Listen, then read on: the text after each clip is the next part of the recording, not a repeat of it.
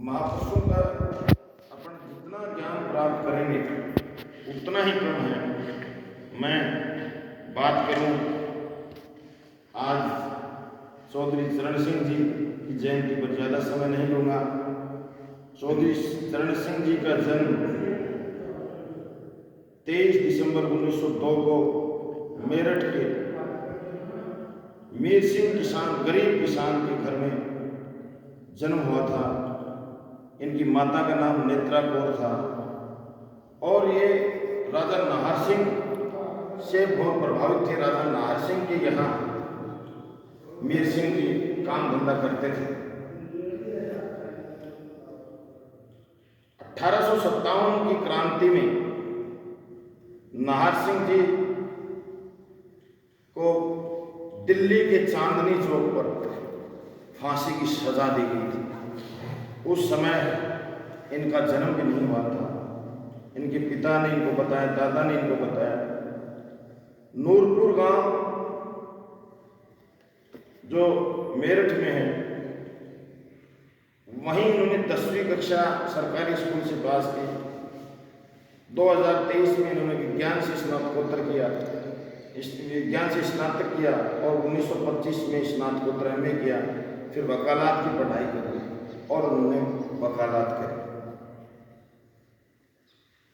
फिर इनका विवाह गायत्री देवी से हुआ और 1929 में स्वतंत्रता आंदोलन में गांधी जी से प्रभावित होकर के इन्होंने अपनी वकालत छोड़ दी और गांधी जी के साथ लग गए। इन्होंने 1929 में गाजियाबाद में बड़ी सभा करी और महात्मा गांधी का साथ देने के लिए गांधी जी ने सविनय आंदोलन किया। 1930 में उन्होंने हिंडन नदी पर, गांधी जी दांडी यात्रा पर गए थे, ये पैदल हिंडन नदी पर गए और नमक कानून का विरोध किया। समय बदलता गया। 1941 में, उस समय 1935 में अंग्रेजी सरकार सहमत हो गई थी कि भारत की अंतरिम सरकार बनाई जाए। 1938 में इन्होंने कृषि उत्पाद बाजार विधेयक लेकर के आए। जब देश आजाद हुआ, उस समय जब यूपी में 1952 में पहले चुनाव हुए तो ये राजस्व मंत्री बने और जमींदारी उन्मूलन विधेयक लेकर के आए और चकबंदी और जो जमींदारों ने किसानों का शोषण करते थे और पटवारी को स्पष्ट शब्दों में कह दिया कि किसानों की चकबंदी करो। जो किसान खेती करता है, जमीन किसकी? जो खेती करता है उसकी। 27,000 पटवारियों ने इस्तीफा दे दिया। इन्होंने 27,000 पटवारियों के इस्तीफा देने के बाद 18% हरिजनों को आरक्षण देकर के 18,000 नए पटवारी भर्ती करे।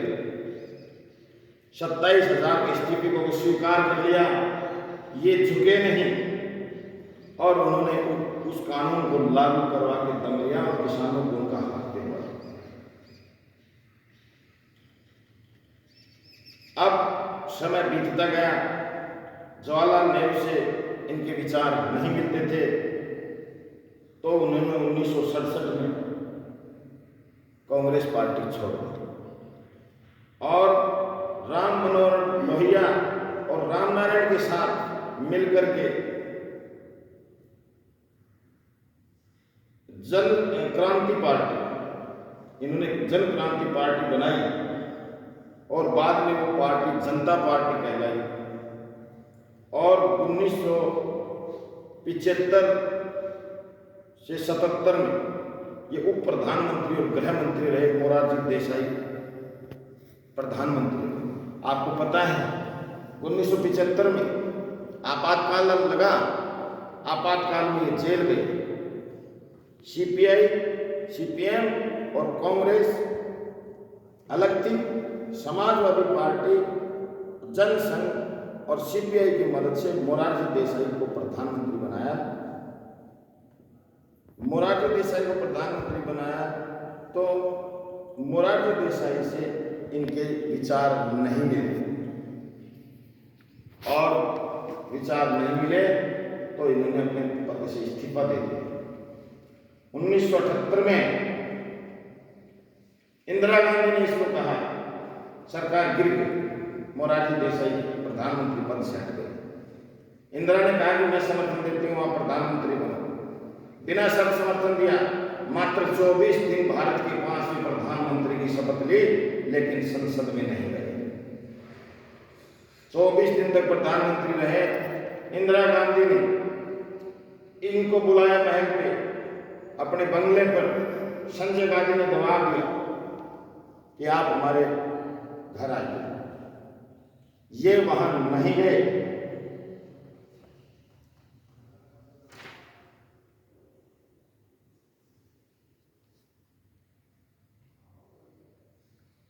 ये वहां नहीं गए।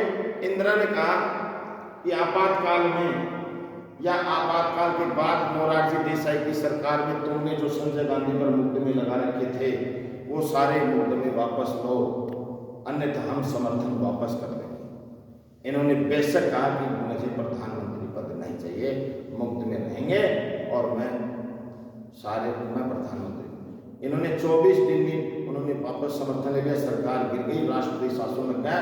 लेकिन ये 21 फरवरी 1980 तक प्रधानमंत्री वैसे बने रहे जैसे राष्ट्रपति शासन लग जाता है। उसके बाद में इन्होंने जनसंघ पार्टी